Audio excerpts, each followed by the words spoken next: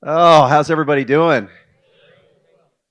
It is always good when there are chips and salsa, right? Chips and salsa makes everything.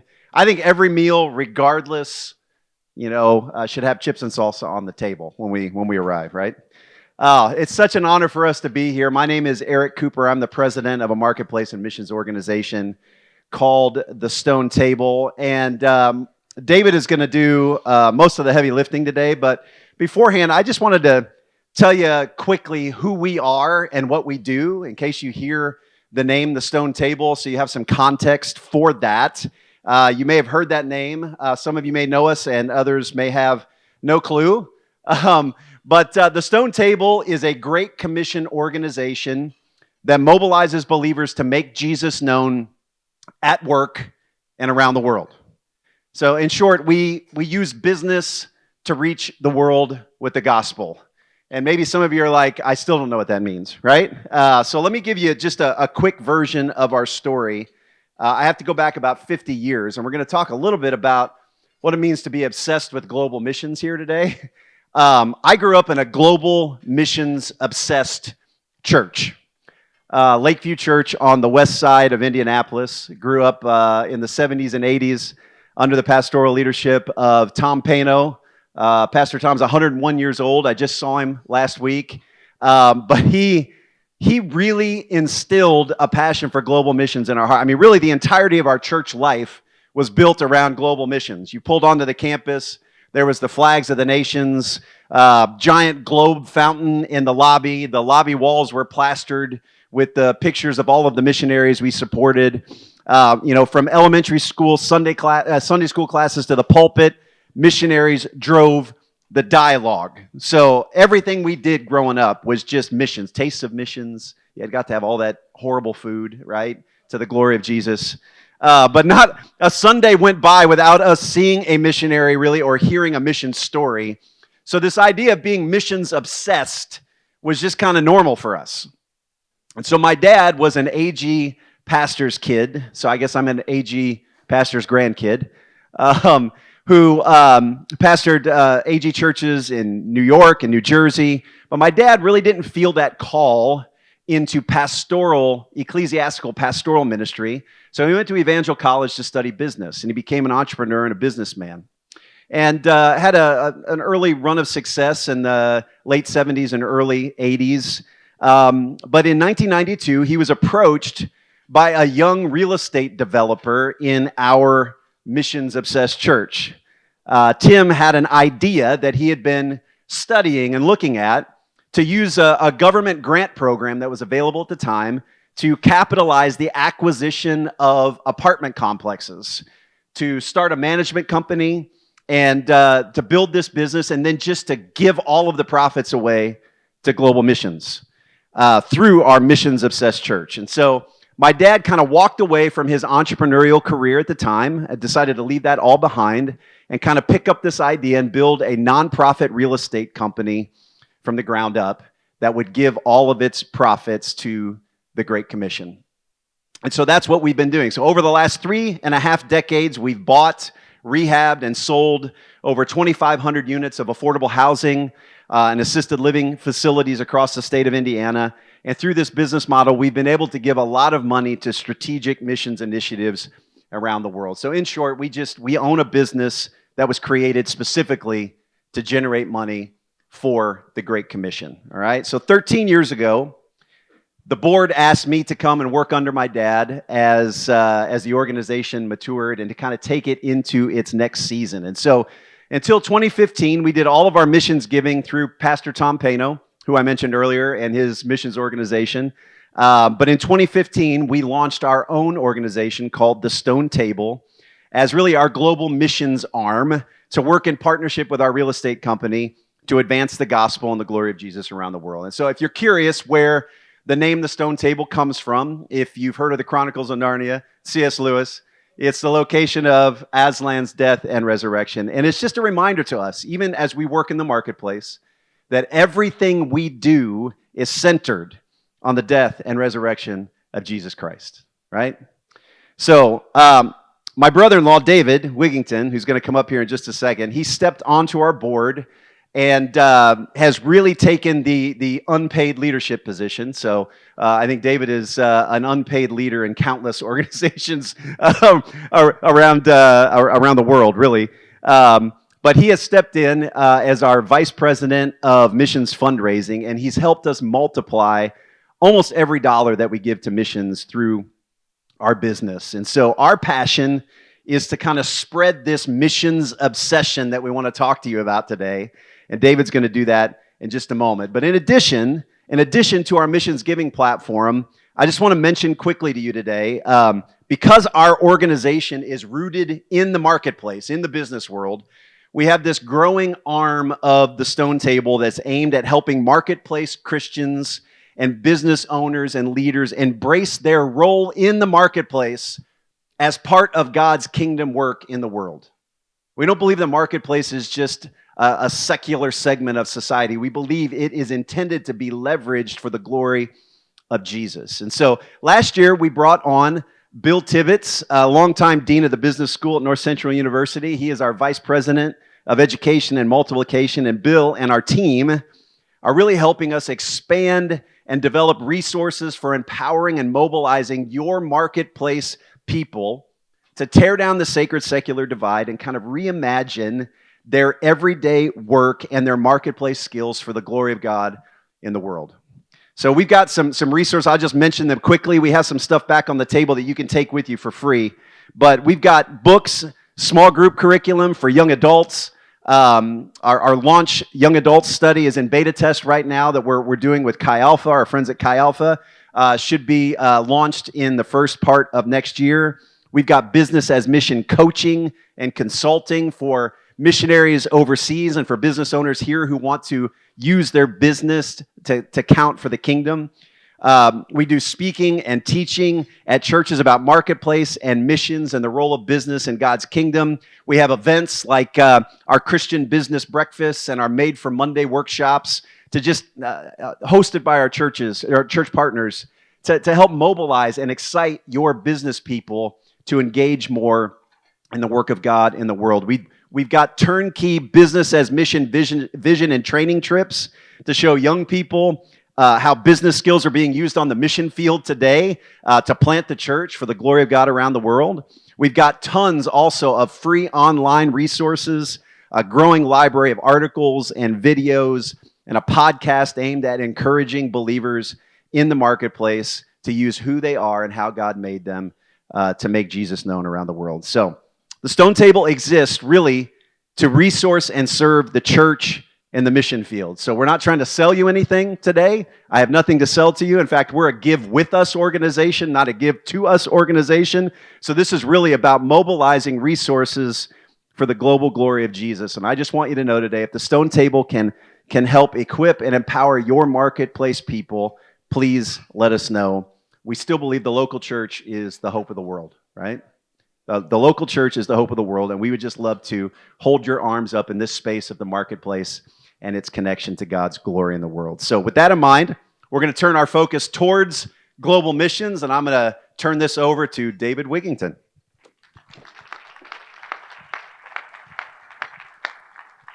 Thanks, Eric. Pastor Chad shared with you earlier what my assignment is. We met in his office, I don't know, about a year ago, and he said, I'd really like to start raising the water level in Indiana and get churches to buy in more to the Great Commission. And so for the next few minutes, I want to talk about that. We're going to have a little bit of a discussion panel. So if you think of a question, jot it down.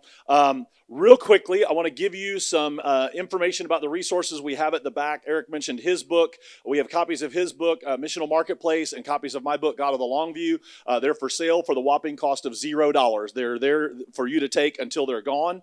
And then this other resource we put together in our office this week, it's about 100 pages of material. It just looks like this. They're all the same. There's several stacks of them back there. There's one for every lead pastor. And if your lead pastor's not here, I encourage you to take one for him. My email's on the screen, but it's also down at the bottom of this packet. So if you want to email me about any of these resources, here's what is in this packet. On the very top is an article you may have seen that I wrote for Influence Magazine this last summer, how to become a missions-obsessed church. And then the next few pages are a chapter that I wrote for a book that's coming out from AGWM in the next few months on missiology. My assignment for that book was how do pastors navigate monthly support for missionaries versus special projects. And so I kind of dove into the missiology of that. So that article is included in there. That chapter is included in there, even though you'll see it when that book comes out from AGWM. And then the last 96 pages are just simply sermon manuscripts from the last 5 or 6 years that I've used for missions fundraising asks. They are illustrations of some of the secret sauce that I'm going to share with you in just a few minutes. I wanted you to have them so you can see this is the way we practice what I'm going to preach to you in a few minutes, but also every one of these projects that's in this packet is still live. So if you're reading through it and you say, wow, I'd really like to do an offering for Rwanda Water in my church, email me. I'll send you the pictures and video that go with the script, and all you got to do is just stand up and do the script in your church. So every one of the projects represented here are projects that are still live. You'll see a theme. There's 3 or 4 Christmas messages in here because along with several partner churches in the room, we do a Christmas offering every year for a group of projects with AGWM. But those are just resources for you. Again, that you'll see references to pictures and videos and things like that that are obviously not in this printed packet. But I don't know about you, but I'm kind of sick of Zoom meetings and QR codes, so I thought maybe I'd give you something actually physically to take home. If you want them digitally, just send me an email. I'll send you the whole file digitally. You can cut and paste it in your notes. The only thing I ask is please do not give me credit. If you preach this in your church, they're your ideas. I don't want credit. I don't need you to say the Stone Table gave this to me or David Wigington gave this to me. I want you to own it. It's yours. They're your stories. They're yours because I'm giving them to you. So those are resources available to you. They're back at the back door on the table right next to the Indiana District merch table. So back there, there's several of these and then several copies of the books. Real quick, if we did this, I missed it, and I don't want to miss the opportunity. If you are an AGWM or U.S. missionary in the room, would you just stand? Can we recognize and honor you for being here? If you're a U.S. missionary or AGWM missionary, yeah. Thank you so much. I will echo what Brian said just a few minutes ago. I love these people. These people are my friends. They're not heroes and they're not extraordinary people. They're just people who are honoring the call of God in their life and they're being obedient to God's call, just like you are in your local church context. So if you haven't connected with them, connect with them before you go. Also on that screen right there is an invitation. If you've enjoyed these couple of days, how many of you after Easter are pretty burned out on church? Anybody pretty burned out on church after Easter? A few pastors that will admit that. I have an opportunity for you. It's an event that the Stone Table underwrites for one of our partners, Project Rescue. Again, you're never going to hear the Stone Table ask you for money. That's not what we do. We partner with organizations to help them raise money. And so we underwrite an event at the Ritz-Carlton in Las Colinas, just outside of Dallas.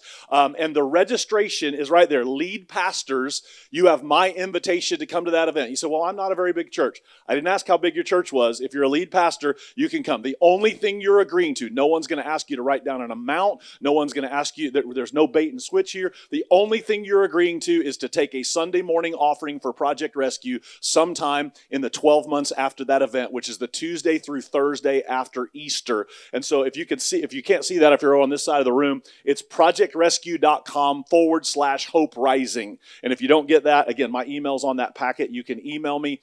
It'll take you to a registration page. There's no cost for registration.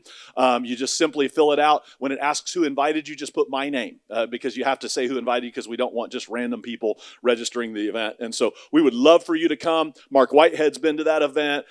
Several of other pastors in our district, Devin Galloway and Adam Dedamore, and several other pastors in our district have been to that event. We would love for you to join us and hear about the work that Brian referenced this morning in rescuing women and children that was started by David and Beth Grant almost 30 years ago.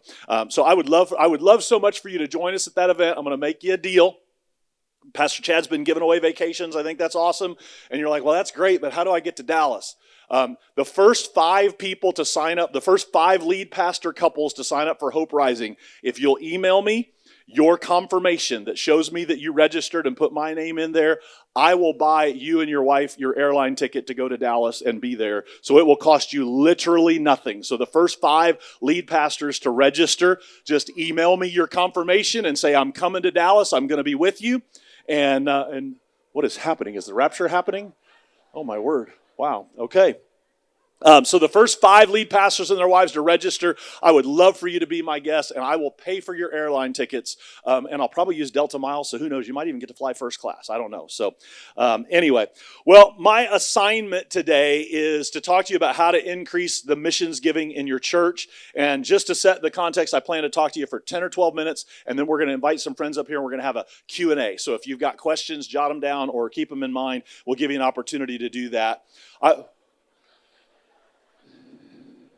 He descended into and then he ascended or something. I don't know. There's a scripture about that. Okay. All right. Well, we have 2 functioning screens now. That's great.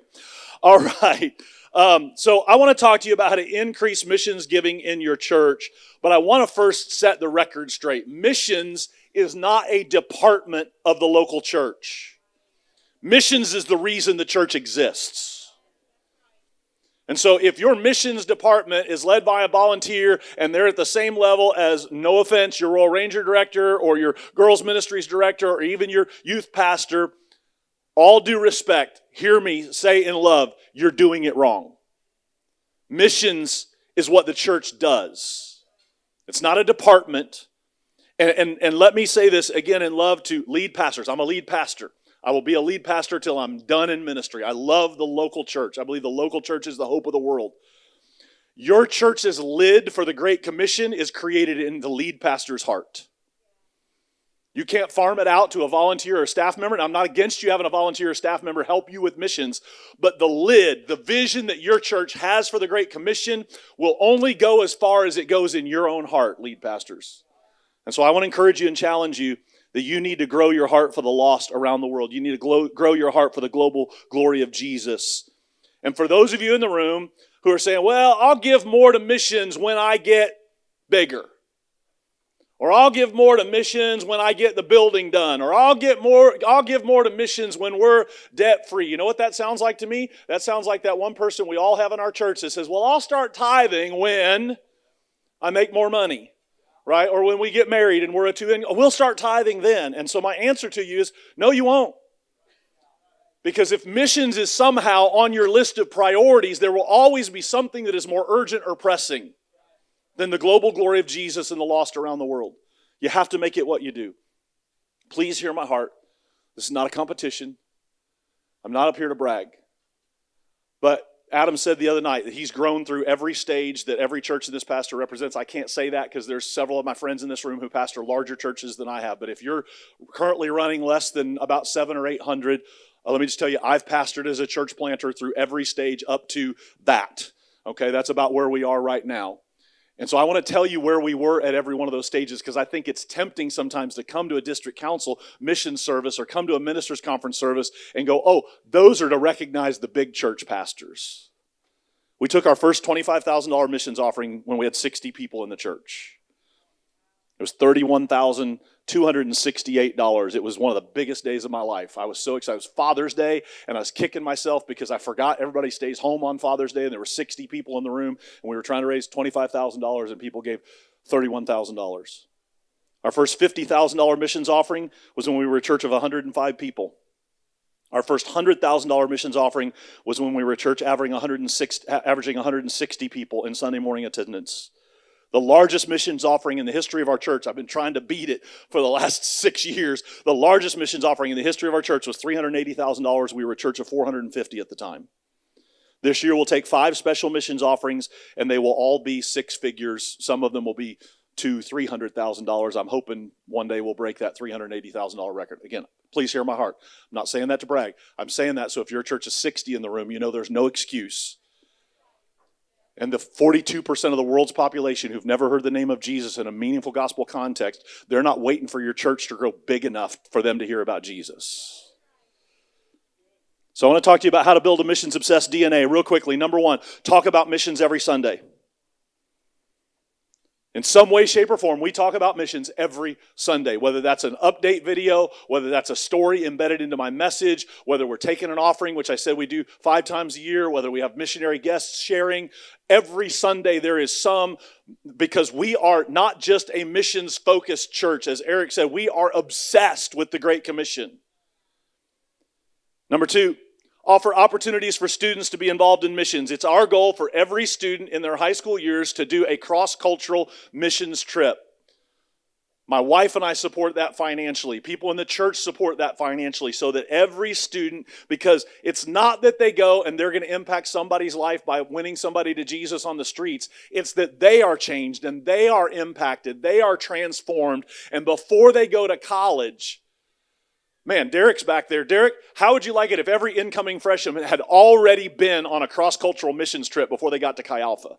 It would put us months ahead in discipling your students and teens when they get to college if they've already seen cross-cultural missions. Number 3, connect every dollar to a person or a project. This is whether you do missions in a traditional way, whether you do Face Promises, whether you do Kingdom Builders, which by the way, I'm all for it. I'm for all of it.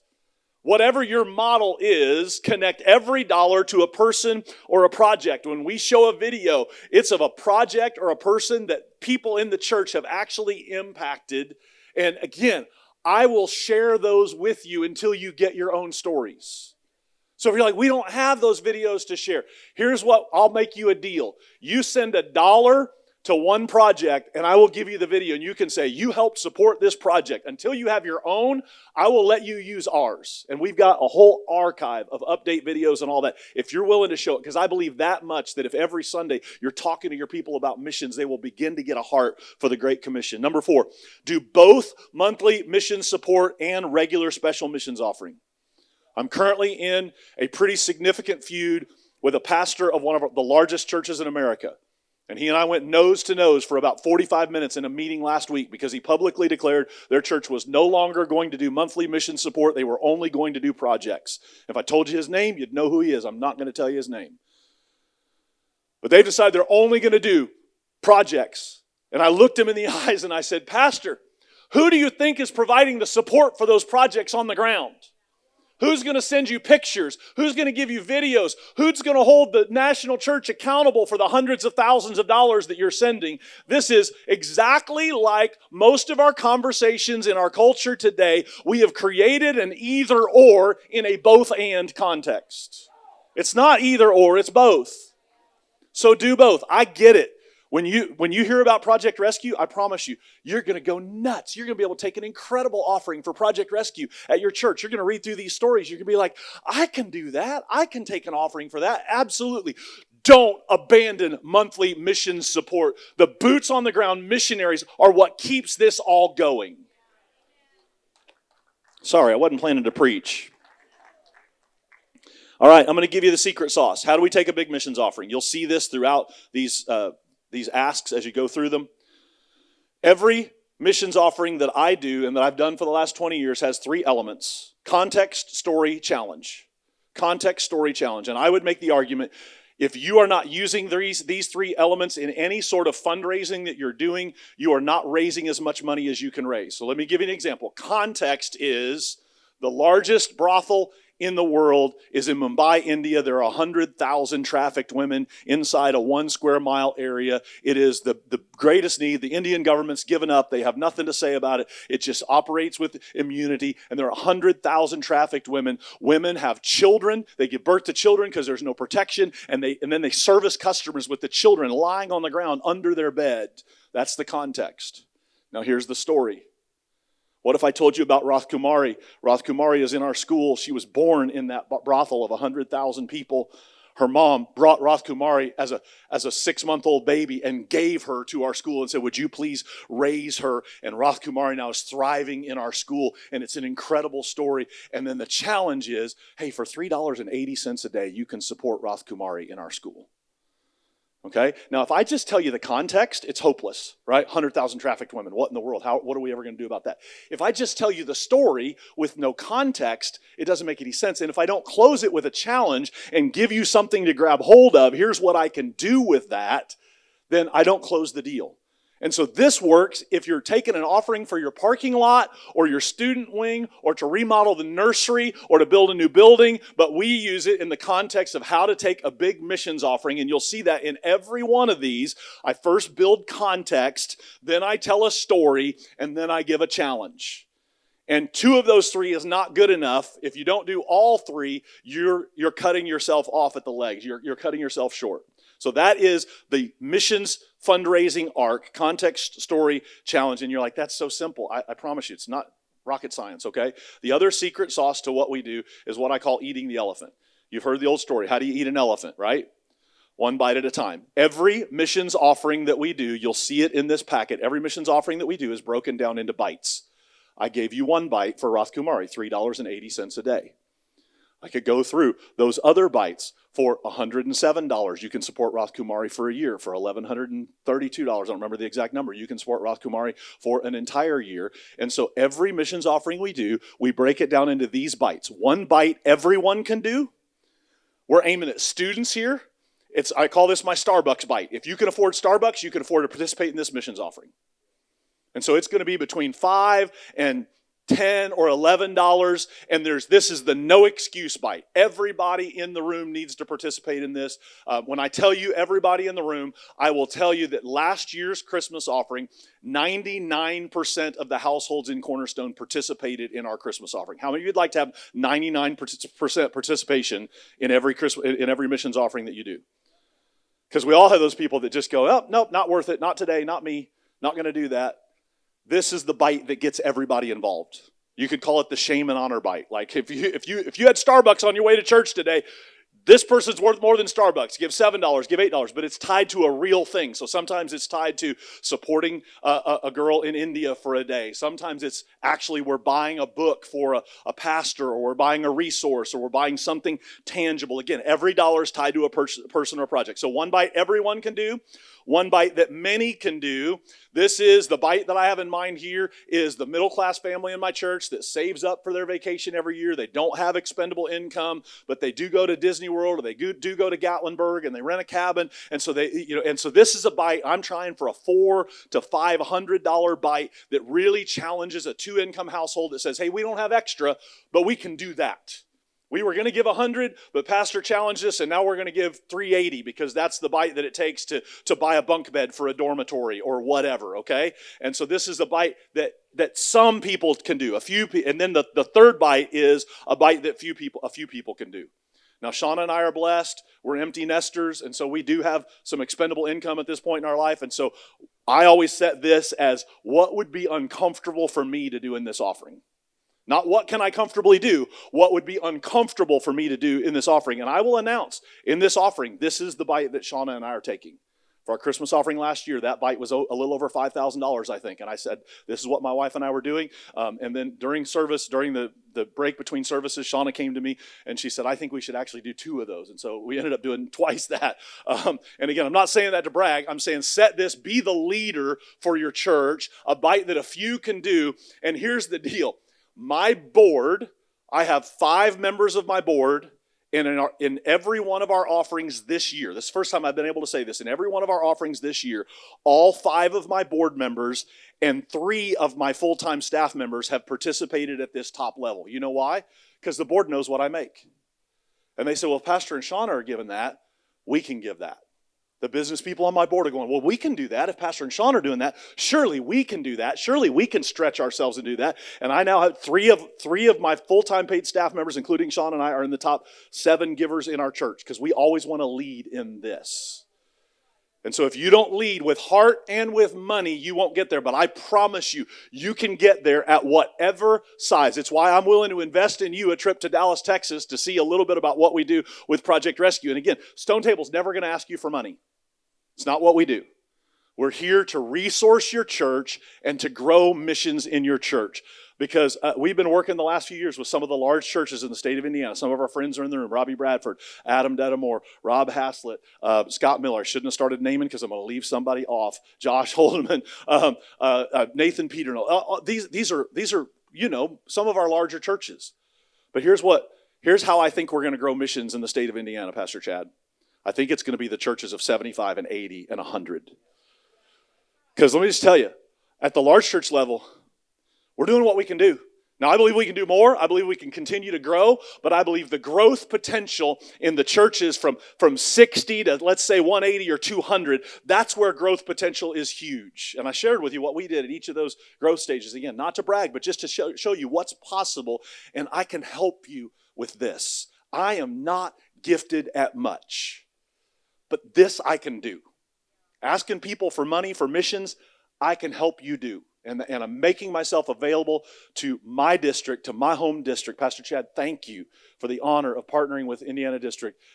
Please let us help you, because we don't have anything to gain other than, as Dr. John Easter has been telling us in his Gospel Access campaign, to see that number move off of 42%. Because in my lifetime, the population of the world has moved from 4.5 million to now, or 4.5 billion to 8 billion. That number hasn't moved. 42% of the world's population has never heard the name of Jesus in a meaningful gospel context. What if in Indiana we could be a part in this generation of moving that number from 42 to 41? What if we could believe God together that all together we're going to make it go to 40 or 39 or 38? Could we believe God for that, church? And all we want from you at the Stone Table is to be a part of that conversation, to help your church. And so we make ourselves available to you humbly, and we ask, is there anything that we can do to serve you better on the marketplace side with marketplace people in your church, on the mission side? If you and listen, I know some of you inherited cultures where there's a little old lady who's in charge of your missions budget, and she's going to let it go when you rip it out of the casket before they lock it closed. Okay, I get it. If you need somebody to play big bad wolf and come to town and talk to that lady, I'll be glad to do it. I'll be the bad guy. I've been the bad guy a lot. It's a spot I'm comfortable with, okay? But I'm just telling you, we can help you grow missions in your local church context. It's why we exist. I'm going to ask Pastor Robbie Bradford if he would come join me, and Pastor Adam's going to come. Eric's going to come join me. We've got about 20 minutes, 24 minutes actually, for questions and answers. I asked Robbie and Adam to join me because they're both partners with the Stone Table. I'm going to give you that mic, Adam.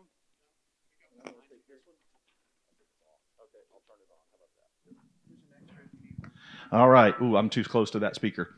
I asked these guys to join us because they are partner churches with the Stone Table, so they have literally given hundreds of thousands of dollars over the last several years through the Stone Table. And Adam's not going to need that because he's going to have to walk, Scott, but thank you so much. All right. So if you got a question for Eric or me, or I ask Adam and Robbie to please feel free to jump in. If you got a question, we would love to answer those and continue this dialogue. And so Adam is going to work his way around the room and give questions. Yeah. All right. So you just real quickly, I want to just echo, in case you're not hearing what Eric and David are saying, they need nothing. They give you everything. They literally take zero.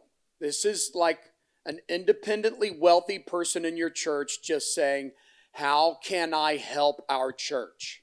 So that's incredible. The second thing I would say is just that we've walked through this. In 2014, we were a church about 300 people. In 2014, we gave $40,000 to missions. In 2015, as a church of about 300 people, we took a $40,000 missions offering in one offering. By just being smart enough to know that I am not very smart, to find smart people, say, what should I do?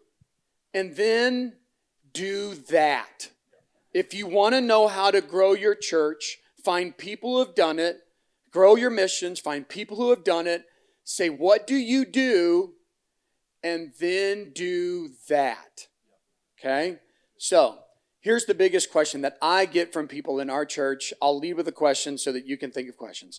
And that is, with all of the need that I see in my own community, why are we taking all these special offerings for people around the world? Yep. Great question. I get that question every time we do a missions offering because we always have new people, right? And so you have to not just build this DNA in your church, you have to then contend for it week by week and month by month, because as new people are added, they don't automatically get that DNA. So I get this question every special missions offering we take. Why are we doing this when there's starving people in Bloomington? There's unreached people in Bloomington. Well, first of all, real quick, two terms that you need to know. Unreached is they have no gospel access, okay?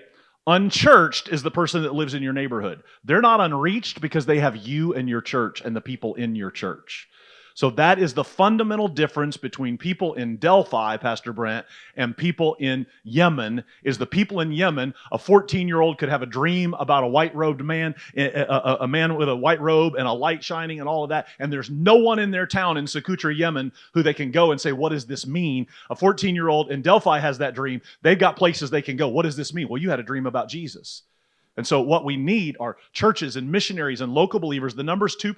Missiologists say if you don't get past 2%, the church will never be able to take off on its own. Why? Because the growth rate and the birth rate of the community will outpace the growth of the church. So we need 2% gospel witness for a group to come off of that unreached people group. Now, again, this is one of those false dichotomies. It's not either or. Yes, you should be supporting your local food pantry. We do. Yes, you should be supporting your local home for unwed mothers. We do. Yes, you should be working with homeless in your community. Yes, yes, yes. It's not either or, but the Great Commission does not take a back seat to a feeding program. Jesus didn't say, go into all the world and give them mac and cheese for their pantry. Now, that doesn't mean that's a bad thing to do. Jesus said, go into the world and make disciples, preach the gospel. He said, build my church and the gates of hell will not prevail against it. And David. Is there power to these? Hello? Hello? Hello? Check 1, 2. Oh, There there it is. Okay. And for context, and you can help me with the statistics here, but of all of the money that's given to all the Christian ministries in the world, I think it's less than 4%. Yeah, so of all the money given to Christian ministries around the world, I'm talking local church, TV ministries, all of that, compassion ministries, all of that, less than 4% actually goes to what we would classify as global missions, and less than 1.3% goes to the unreached. So put that in context. For every dollar, less than 2 cents is actually, because it goes to support us, it goes to support salaries, all I'm talking, every dollar given to global Christian churches and ministries, 1.3%. So the global church is not even tithing off of their income to the Great Commission. And at the very least, you ought to do that. But I think you can do much more. Robbie? Okay, all right. All right, questions. If you got questions, wave at them down. All right, there's one there. Here I come. I don't have a question, but I've got a statement. During the time of COVID, they told us we couldn't have church. I refused not to have church. Pastor a congregation of 30 or less people. I'm in my 15th year.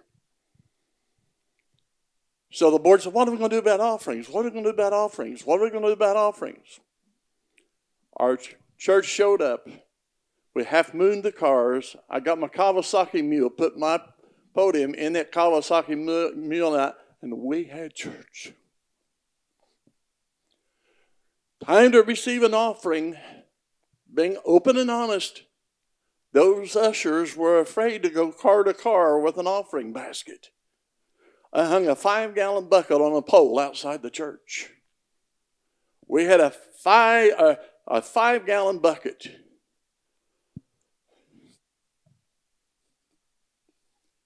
Forgive me. But I received the largest missionary offering since I've been to that church. We received $14,000 in a drive-by offering. Praise be unto God. And I'll finish with this. I heard them say 60 or more people. And I want to share with you, and I want to share with everybody here. I told you the size of my congregation. The Holy Spirit spoke to me and took me back to that day. And I want to leave you with this word. I can do all things through Christ Jesus, who strengtheneth me. That's good. God bless you. That's good. Thank you. And please hear me. When I said I think the biggest area of growth is that 60 turner, I think there's huge potential for growth in smaller churches as well, in churches of 15 and 30 and all. And you're not, but here's what I know you're not going to do. You're not going to take the largest missions offering in the history of your church if you're not taking missions offerings. I'm not real smart, but I can figure that part out. If you're not taking them, if you're not asking, you're not going to take the largest missions offering in the history of your church. Yeah, Chris. Hey, first I want to say thank you for your comment about boots on the ground as well as special offerings. I've been boots on the ground, and I am now a pastor here. I don't want any of your money anymore. And Have I cut you yet, Chris? Am I still supporting you? I hope not, because Okay. it's been 2.5 years, so let's hope not. I'm still on some of your walls. It's funny. People have said to me, you're still on my wall. I'll still be on your wall. It's fine. No, but I do appreciate it because I've been on the other side, and I've seen you need someone on the ground to ensure what you're giving goes where you want it to be going, and it's doing what you want to do it. So I really appreciate, on behalf of all the missionaries here, I want to say thank you for being that strong with that. I do have a question. It's a two-part question. How do you determine which groups to do a special offering for? You mentioned 5. I'd be curious how you select which groups to do. And then the second part of that is, how do you navigate the tension between giving fatigue and the need? Because the need would be every week, but giving fatigue is a real thing. So that's my Great two-part question. I'll answer the first part, and I'll let Robbie answer the part about giving fatigue. If you'll pick up that packet, that article that I wrote for, or the chapter that I wrote for the missiology book that's coming out, deals with how we select those, and there's about an 8-point metric. But the number one that we run it through is, if it's not connected to an AGW missionary, we're not interested. Because we want to be able to form a relationship with that AGW missionary and be able to do follow-up and be able to send teams to them and all of that. So that's one metric that helps keep us accountable. The second is, how does it deal with gospel access? So in other words, we're not just interested in feeding people. Feeding people's great, but there's a reason we give our money to Convoy and not the Red Cross. Because Convoy is not just handing somebody a bottle of water, they're handing somebody a bottle of water and sharing the gospel with them. And so we're about gospel access, and so we won't do an offering if it doesn't involve or entail gospel access to the unreached. And so for us, Robbie can answer this question as well, but I would say we do a Project Rescue offering every year. It's one of our strong partnerships. We do our Christmas offering every year, which is about 25 projects globally that we select, and then we get people to come alongside churches, about 14 churches, most of them in Indiana last year, gathered together to raise over $3 million for missions projects around the world. I mean, no other district is doing what the Indiana district is doing. That's all Indiana churches minus one from Michigan and one from California and one from Georgia, raising over $3 million. And it's on the radar nationally with John Easter and AGWM. And so we do the Christmas offering, we do a Project Rescue offering. We always do some sort of compassion offering, either with Convoy and we, like Brian was saying the other night, we leave Convoy on our giving platform at our church. So whenever there's a disaster, people just know. The last time there was a tornado, hurricane, I don't remember what it was that happened. We had over $11,000 just come in. I never said a word about it. We had over $11,000 come in that week for Convoy. We just send it to them.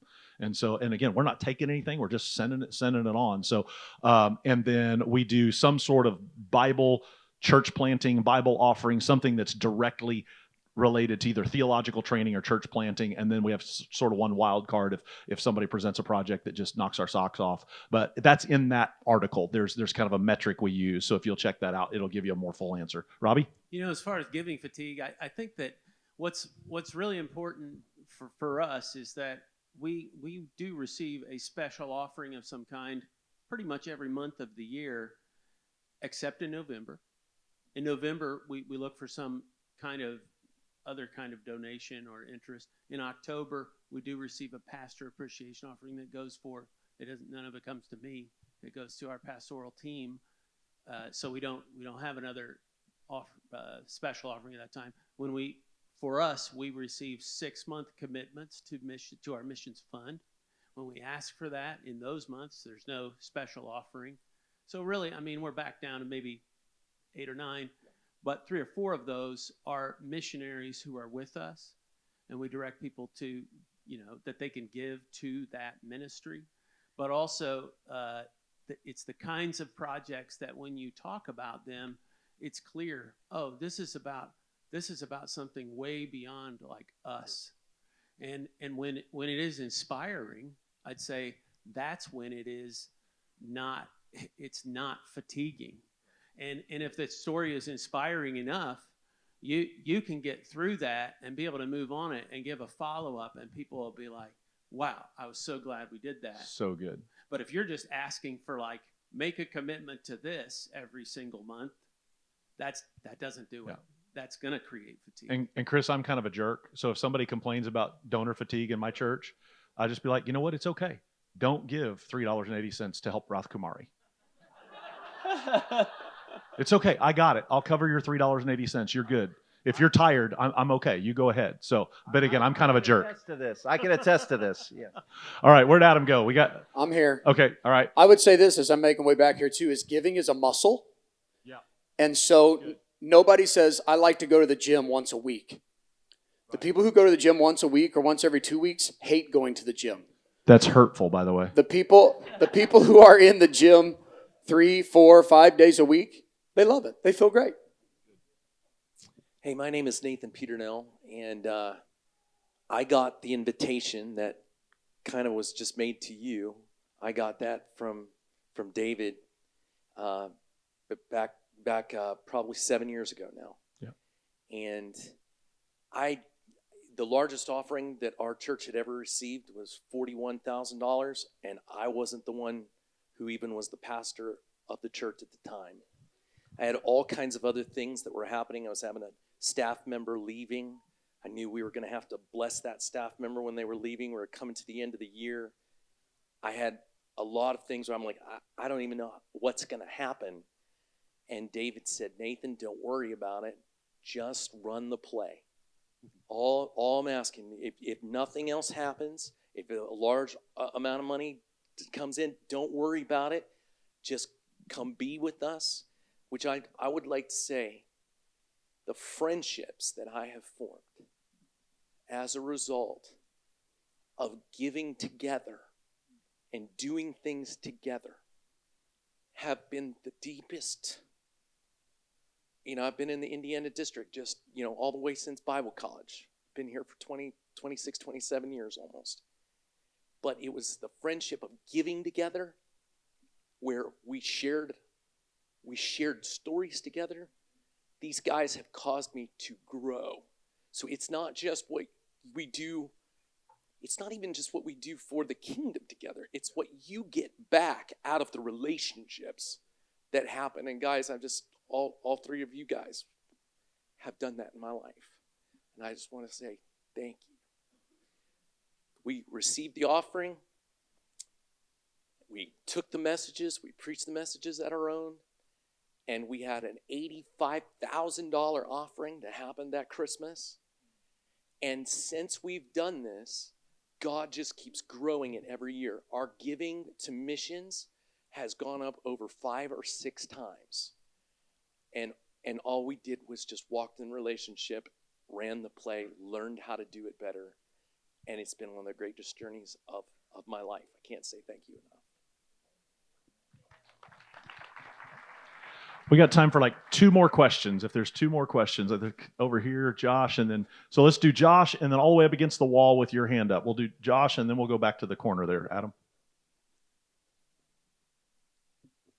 Hey guys, so help us, maybe those that are still learning this process, learning this muscle Adam talked about. When you talk about a big offering, you're not just going up there and coming to the church for the first time and telling them and preaching so great that you're getting $40,000, $80,000 in an offering. There's a process that you have leading up to those moments. So give us a quick breakdown or overview. What does that process look like? Robbie, you're better at this than I am. Talk about your process. So leading up to, let's say, the Christmas offering, that's a 6-week process for us. That involves leaking it from the stage 6 weeks beforehand, then sending letters out. Letters, actually, very many people open the letter when they see it's from the church and they read it. Letter open rate is way higher than emails, like infinitely higher than emails. Yeah, we do send emails that explain it, but and then there's an awareness that the Christmas offering is coming on X date, and we're building that. We're sharing what the goal is. Maybe we're showing some videos ahead of time that kind of let people know, hey, this is what happened with our Christmas offering last year. It goes on for 6 weeks, and there are about 7 or 8 touch points with the congregation. That's really key. Yes, what happens on that day is so important, but actually then we let people know we're receiving these offerings through the end of the month, so that very often, like 40%, even to 2/3 of our goal is met before we even get to that Sunday because of all the communication that's happened. And then what comes in then is often doubled by the end of the month. And so that communication is really important. Really good. Awesome. All right, back there. Hi, I'm Anna Richner. I'm actually a Chi Alpha missionary. Awesome. So I wanted to ask, sort of on behalf of missionaries in the room, but also churches who are supporting us, what do you as pastors hope for and expect from us as far as communication, frequency of ministry updates? I know videos can be really great for the congregation, but newsletters, how often do you like receiving newsletters? And then for the pastors in the room, what are ways that they can communicate those expectations well to the missionaries they support? That's a great question. I'll answer mine, and then Robbie can answer, because I think Robbie has a unique perspective because he was an AGW missionary. I will say for us, we try to clearly communicate those. If I need a video, I'm not afraid to ask. And so I don't want you to just create work for yourself by creating videos that we may or may not use. So if we've invested in you or in a project, I'm likely to email and say, hey, here's what I would like. And we actually have a metric.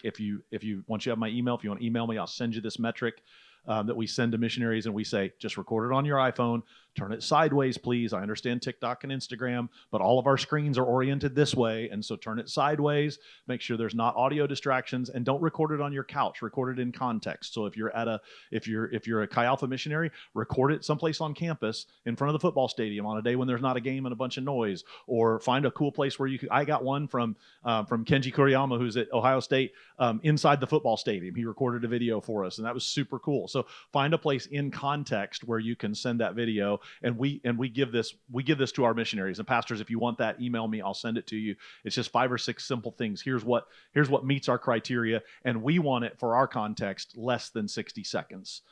Because we're just hitting it right after our video announcements. We have a bumper we add, and then we archive those, by the way, on our app. So if you want to look up our app, we have every missions update that we've done on Sundays the last couple of years. There's 50 or 60 of them in there, all just with a little simple bumper. And I'll send you that bumper. It's not unique. I mean, we created it, but it's not. It doesn't have our logo or anything on it. You can just add that bumper. And so people know when they hear it's like a breaking news, dun, dun, dun, dun, and it shows missions update. When they hear that, they're like, oh, we're getting ready to hear a cool mission story. And so as far as newsletters, I think it's good practice for you to be sending at least quarterly, if not monthly newsletters, because it helps me when I go back into my emails and I go, I wonder if I've heard from this person. And I pull it up and I've not heard from them for a year. That's not a good thing for you as a U.S. missionary or for an AGW missionary. And so, but it also, like, the more I see your name, the more I'm like, oh wow, that's cool. They're on it. And so that helps me if it's at least quarterly. And we do use those, and we use those to pull stories from. And I've often found a project from a missionary newsletter 4 years ago and took a $110,000 offering for that project. So it was a project, and I was like, this is a cool project. And I picked up the phone and I called her, and I was like, Amy, I got to hear about this project. And she tells me about the project. I'm like, I'm doing an offering for that. And if she hadn't sent me the newsletter, I would have never known about the project. And so feel free to share those needs, those kinds of things. You never know when somebody's going to pick that up and go, I'll do an offering for that, because we're telling the whole district to start taking special missions offerings. So missionaries in the room, pay attention. Send a newsletter this afternoon and say, hey, if you'd like. And you can also, missionaries, you can help us if you send an offering possibility by helping us break it down. Don't just say, I need $30,000. Say, I need $30,000, and here's what it's for. 200, and we did it with Chi Alpha at the ministers conference a year ago. I don't remember the bite, but it was a certain amount. Sends a student to commissioned. And by the way, there's a CMIT missionary in the room that went to commissioned because some pastor in this room paid for their scholarship to go to commissioned. I met him the other night. Where are you? Stand up and wave at me. There you go. Yeah. He's in the CMIT program and went to commissioned because some pastor's like, I can do that. I can pay for a scholarship to go to commission. So help us break those projects down into bites, because you know your project. And by the way, if you can't do that, you're probably not ready to ask for money, because you don't know how you're going to spend the $30,000 if you can't break it down for me. Robbie? Yep. All right, we got 1 minute and 15 seconds. All right. Would you help me? I don't feel like we've done this properly yet at this event, but I don't know about you. I thought the schedule was perfect. I thought the speaker was exceptional. I thought the district staff. Would you help me welcome back Pastor Chad as he comes to the platform and thank him for this weekend?